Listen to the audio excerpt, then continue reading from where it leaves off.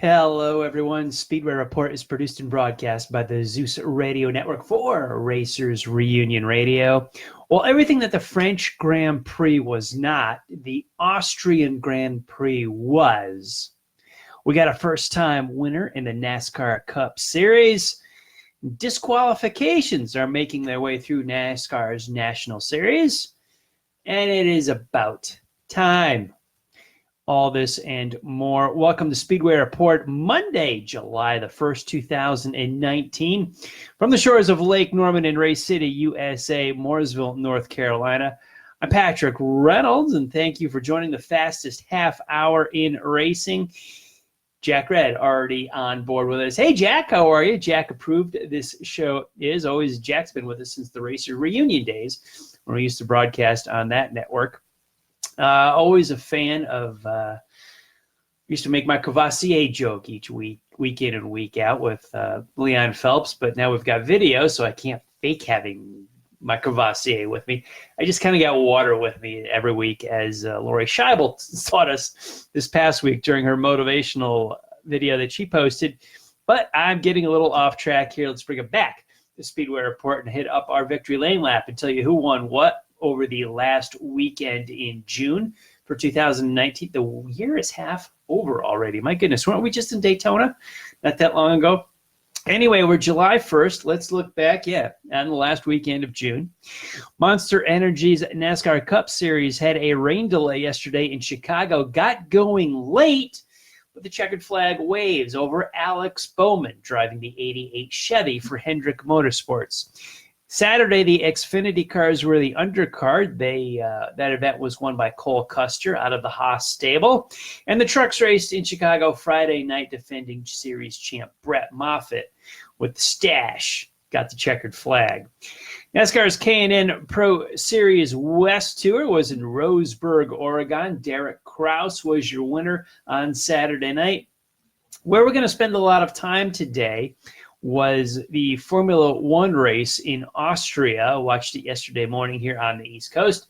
Max Verstappen for Red Bull wound up atop the podium. Buckle up. We're going to take a look at this sucker. Great race, great finish. IMSA's 6 hours at the Glen. Big race for them. One of the key marquee events on their schedule. Mazda wound up in victory lane with co-drivers Harry Tinknell, Jonathan Bomarito, and Olivier Pla. Over on the dirt, the Lucas Oil late models had a busy weekend. They got the show in Friday night in Tazewell, Tennessee. Shannon Buckingham, local star, was your winner in the A-Main. And on Saturday in Union, Kentucky, the heavy hitters came up to bat. Jonathan Davenport cashes the $12,000 winner's check. Well, the Outlaw late models were in sprint car country. They were in Terre Haute, Indiana. Brandon Shepard celebrated in front of the covered grandstand. World of Outlaw Sprints ran the Jackson Nationals up in Minnesota last weekend. Thursday night's A-Main winner was Brad Sweet. Friday night, Carson Macedo, your winner. And Saturday, Sweet liked it so much on Thursday night, he parked it again in Saturday night. Thursday night in Chicago, ARCA kicked off this big quadruple header for the Chicagoland Speedway, which I thought was a nice touch, having ARCA, Trucks, Xfinity, and Cup all in the same bill. 4 straight days of big racing. Ty Majeski was your winner on Thursday night.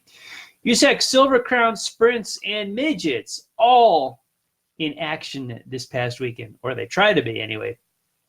Silver Crown cars, the big cars, one of my favorites of USAC were in Oregon and Wisconsin. Cody Swanson, good dude, wound up with the checkered flag. The sprints tried to run last night in Hofstad, Indiana. They were rained out. Bummer there. But in Joliet, Illinois, on Saturday night, the midgets were in action. Kyle Larson took a little break, hopped over from Cup Series qualifying, goes over to the dirt short track, wins the feature there. Grandview, Pennsylvania, our friends up on the hill were rained out. Small block mods and sportsmen. Been a tough year for the gang on the hill at Grandview. They have raced just about as much as they have lost, as well as Bowman Gray Stadium, local to me in Winston-Salem, North Carolina. They did get the show in on Saturday. We had a sunny and hot day here in the South. The modified Twin 25s were won by two of the big names. Burt Myers and Tim Brown took the checkered flag there. Well, where do we begin? Let's begin with disqualifying, which is popping up more and more in NASCAR's National Series, which I don't wish for guys to be disqualified. Don't mistake my line at the opening of the show is good. I like to see guys thrown out and disqualified. No, I look for the results to stand, but when the car fails inspection, yes, they should be tossed. I was never on board with letting a win stand or letting a finish stand, and you just get penalized points and money, but the trophy still stands and you're the winner, or you still got that position. Was never a fan of that. You're not taking away the big deal of this. Now NASCAR is. I think they have been doing this for years. And I'm a big Christopher Bell fan. Big fan of his. Love the dude. Followed him in open wheel racing on the short tracks. Came up through. I see him. We all know he's going to be in Cup in 2020 for just a matter of where. Likely a second team at Levine Family Racing. However, he's going to move up to Cup. He's going to be a star in the sport. He is a star, but he's going to be a star at the highest level. He finished third in Saturday's Xfinity Series race. The car fails tech inspection. Cars like that should be disqualified. The driver should be DQ'd. He didn't finish third with a penalty. He finished 38th where he should. However, we're finding all these problems with the tech inspection. Who else with a show of hands out there believes we've got too many damn rules in NASCAR? We put these guys in such a tight box and these tolerances that these cars, it's so hard for them to pass. You've got to push your car to the maximum limits on height and body configuration to be competitive, to have a shot to win, to really contend for a championship and a win. But the twisting and torture that these bodies and cars go through over the course of a race, real easy to push them out of spec and out of limits and be disqualified. Have we ever noticed that in NASCAR, especially the National Series, that this is a big deal, yet IndyCar, NHRA, IMSA, F1, post-race tech inspection rarely makes a headline? Yet we're almost week to week waiting for NASCAR to clear tech and then have an announcement over what happened or what course of action we're going to take, what penalties will be levied, what have you. But other major series don't seem to have this issue. They run the cars through inspection beforehand. We run the race. They do go through tech inspection afterwards. But when's the last time you ever heard of an IndyCar team failing tech inspection, having a car illegal? There's a penalty, points, monies, disqualification. It doesn't happen. NHRA, same way. IMSA series of sports cars, it just really doesn't happen. But in the NASCAR National Series, Trucks, Xfinity, and Cup, it's a weekly thing. Does anyone else feel that we've got too many rules? I sure as heck do. Show of hands out there or throw a comment in on social media. Please back me up or disagree with me, whatever you want. But I think we've got too many rules and these guys in too tight of a box. That being said, the teams do know the standards that they're up against. They know pre-race and post-race tech. They know what's coming. They do understand the world they are racing in. If they are found to not pass tech inspection, I do believe disqualifications are 100% the way to go. And it's about time. We should have been doing this decades ago. Long time ago, without letting wins stand.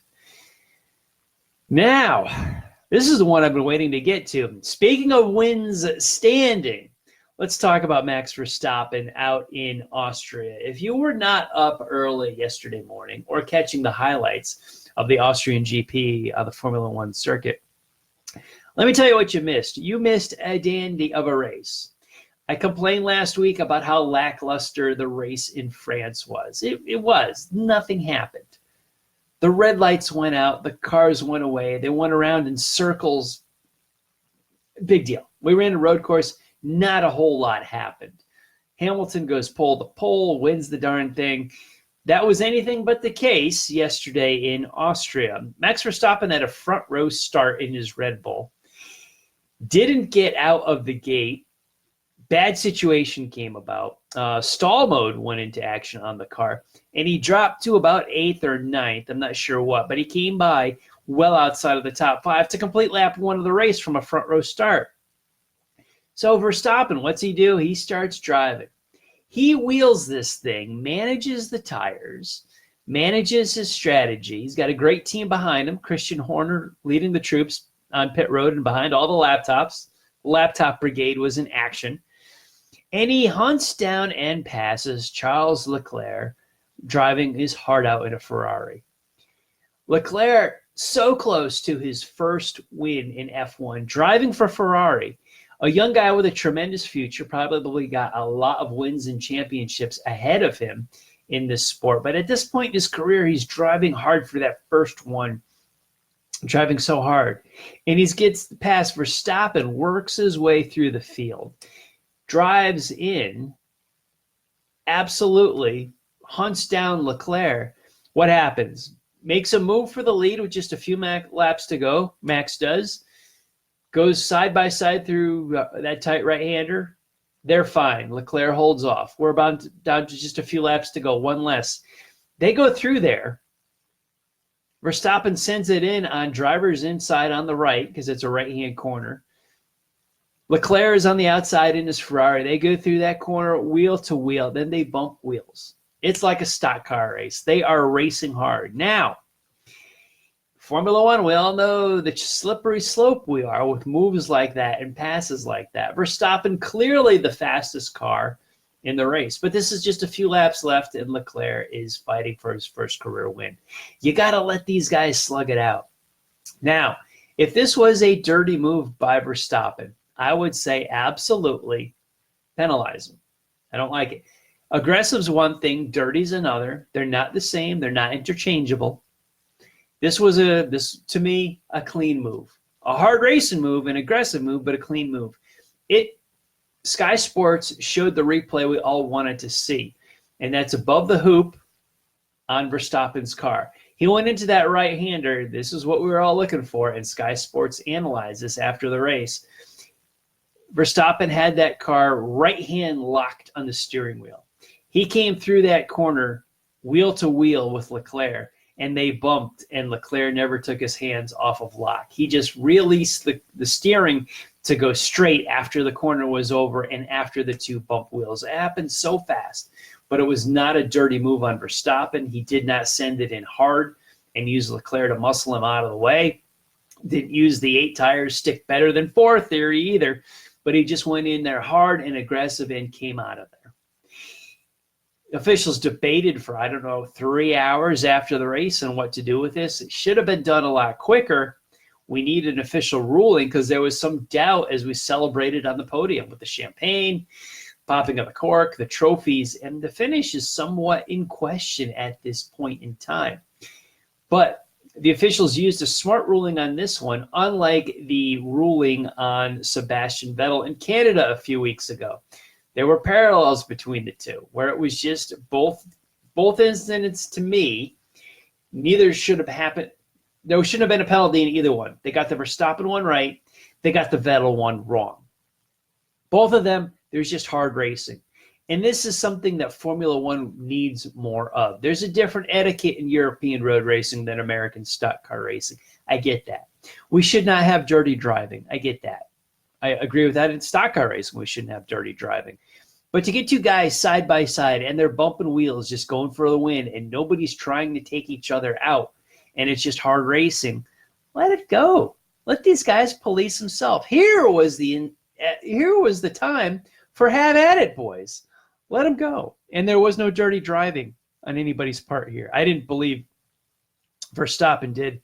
It was the replay over his roll bar hoop with the right-hand lock on that steering wheel.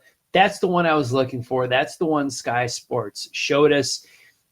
Good move by Verstappen. Aggressive. Yeah, he bumped it. I was heartbroken for Leclerc and the Ferrari. That's racing. This was not a dirty move. Formula One, after the disaster in France last weekend, needed a race like this. In Austria, this was fantastic. They needed this so bad because the race before sucked.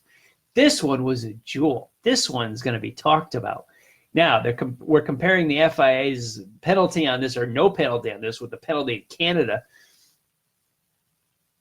Vettel needs that win back. Vettel needs that win put back in his hands. They never should have taken that away. They should not have taken one for Verstappen. They're 1 for 2 on this one. The FIA is, as far as managing good decisions on this one. But great race. So if you can catch a replay of the Austrian Grand Prix, watch this thing start to finish. You'll see Verstappen's trouble at the start of the race and then watch his drive up through. It's like a master short tracker, how he managed the tires, managed the race, managed the deficit, and still was the fastest car on the track. Brilliant drive. It was fantastic. As Verstappen said, hey, we might as well just go home if the FIA is not going to allow that. I agree with that, but they sure didn't agree with Vettel a few weeks ago in Canada. They should give that win back to him. They should give that win back to him up in Canada. That was highway robbery. He got screwed on that one. Good for them getting this one right. I hope they didn't do it just to make up for the screw up in Canada. But in any way, I believe they got this one right, and good for Verstappen. Great race, start to finish. Great win. If you've got a file of the French Grand Prix, throw it out. You're not going to need it. If you've got a file of the Austrian Grand Prix, save that sucker, because that's a Formula One classic. Great race. Great race. I know I'm heartbroken for Leclerc, but hey, between Verstappen and Leclerc, that was a fantastic finish to the Austrian Grand Prix. And in the NASCAR Everything Timing Out Perfectly award, we'll go to Nationwide Insurance. Wasn't it a week, maybe 2 ago, where they announced they would not be back as the primary sponsor of the 88 out of Hendrick Motorsports? So what does Alex Bowman do? Parks it in Victory Lane at Chicagoland Speedway. Everybody loves a first-time winner. I think that's so cool. Bowman's been on the radar and a diamond in the rough for quite a while. When he was a teenager, he made some very, very strong moves in I guess it was the Nationwide Series at the time, but he made some very strong moves and showed a lot of potential. He sat in for Dale Jr. when Dale was recovering from his concussions and did a fantastic job. He should have won Phoenix several years ago. Remember that? Won the pole, led the most laps, and late race pit stop restart. Yeah, doomed him. I think he still finished 7th on that day, but he showed everybody that he can do this. He will do this. He's had 3 second-place finishes this season so far. He was due for a win, so I'm not surprised at all, but good for him. As a journalist, you root for good stories. You don't root for individuals one over the other. Alex Bowman winning in Chicago. Good story to have. Good for him. He's good for NASCAR. Happy to have Bowman around. And not only did Bowman win his first career, he turned the corner. He wins his first career race. Good for him in the Cup Series. This is also the first race for NBC. And there's a lot to like, a lot to dislike. You compare and contrast how they did things versus Fox. Fox did this too, but one of the first things I saw on NBCSN when they start covering this weekend, they put up a playoff graphic.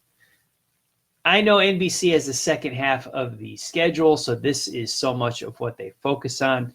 We are 16 years into this with this chase that started in 2004.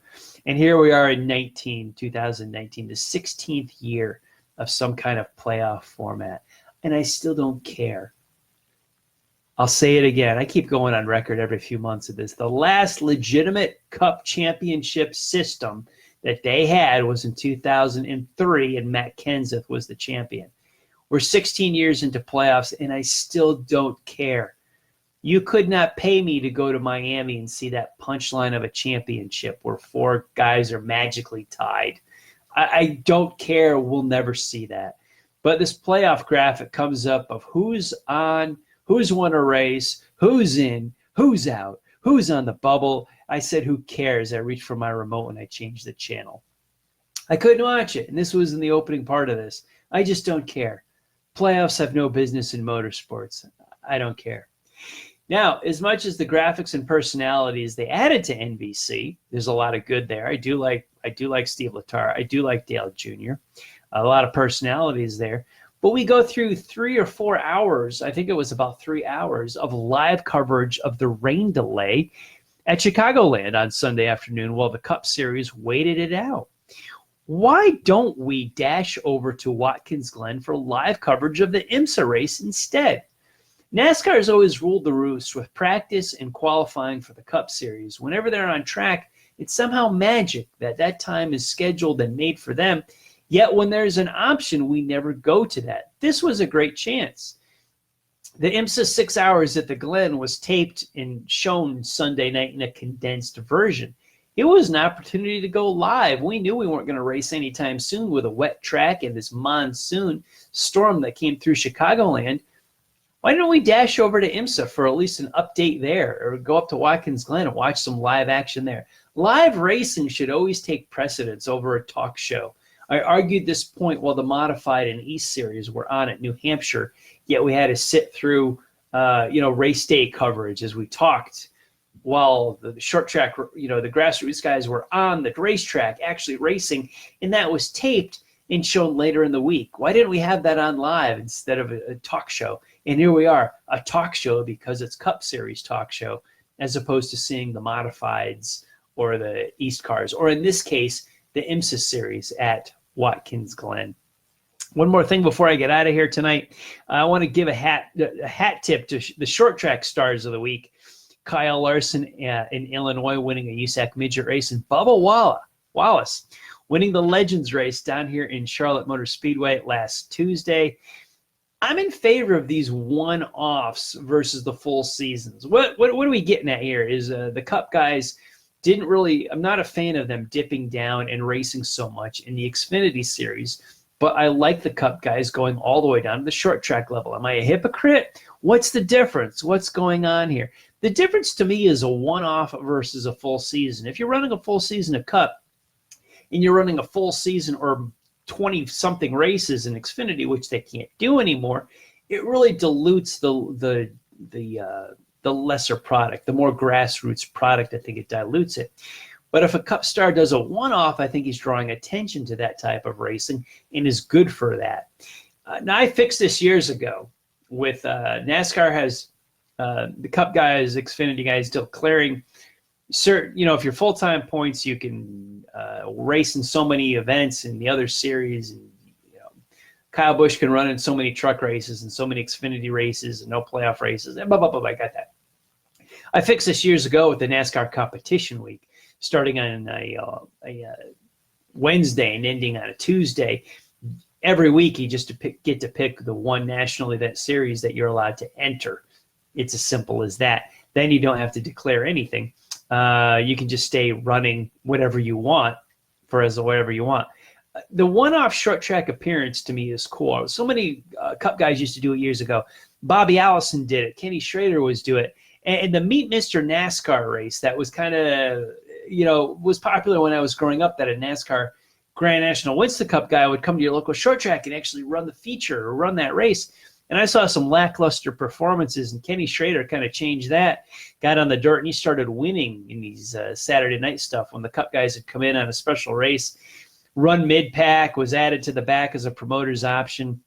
So I'm not a fan of the Cup guys running a full season of a lesser series, but when they do that one-off to just the weekly short track, I think it's a cool deal. I love seeing Kyle Larson in sprint cars and midgets. Bubba Wallace took his own car with his own guy and went down on a Tuesday night at Charlotte and won a Legends feature. How cool is that? It's very cool. I'm thrilled that happened, and I'm a fan of that, not a hypocrite. Don't run a full Xfinity series, but do the one-off for the short track, 2 thumbs up. You're all in. Good for Kyle Larson, good for Bubba Wallace.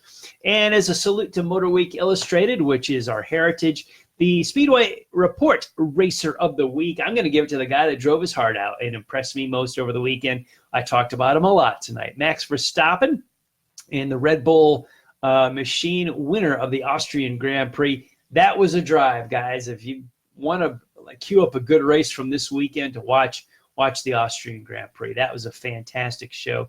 Good for Verstappen. You entertained us. I thought it was wonderful. I hope we see more stuff. Where are we going? United Kingdom here in a couple of weeks. I'm looking forward to seeing that. Hopefully we're not a repeat of France, but we'll see a lot of the Austrian race. I want some flavor. I want some energy. I want some excitement. I want some villainous actions. I want to see that. Nothing dirty, but I want to see the rivalry, a couple guys pissed off at each other. It would do Formula One a lot of good to see that. Everybody in between our broadcasts, keep up on the world of auto racing with SpeedwayReport.com. This broadcast and all of our past shows are updated on the site. We also have racing articles to read. Now, you can connect with us on Facebook. We are at Speedway Report with Patrick Reynolds and on the Racers Reunion Facebook page. On Twitter, I am at Speedway Report and at Speedway Pat. I'm at Speedway Pat also on Instagram. We are at racersreunion.com in the forum, as well as LinkedIn and our Speedway Report YouTube channel. Big thanks to everyone on the Facebook Live feed for joining our show tonight. Now go see a race at a track near you. Independence Day weekend is coming up, so there's lots of big races and special events at an oval drag strip or a road course near you. The grassroots stuff, they are the foundation and backbone of the entire sport. I want to thank all of the military past and present for the freedoms we enjoy as Americans in our daily life, including the simple things like bench racing right here on a Monday night. Freedom is not free, and a veteran paid that bill for us. To all of the men and women who are defending freedom and watching Speedway Report, take care of yourselves and come home soon. A special salute to the teachers, school staff, firefighters, police officers, and paramedics in our own communities. They are quiet and modest heroes every single day. God bless and thank you. You have been watching Speedway Report from the shores of Lake Norman in Race City, USA, Mooresville, North Carolina. Please like our Facebook page, Speedway Report with Patrick Reynolds, and you can follow me on Twitter at Speedway Pat. Now, on the Drag Racing List Facebook page next is Drag List Live. Bill, John, and Barb are talking some drag racing, so head on over. The page is Drag Racing List. Now, I'll be back here live on Facebook in 1 week, Monday, July the 8th. We will look at Daytona's Firecracker 400, the NHRA in New Hampshire, Southern Modifieds in Asheboro, North Carolina, and a bunch of short track racing. Thanks for tuning in. We'll see you all next week.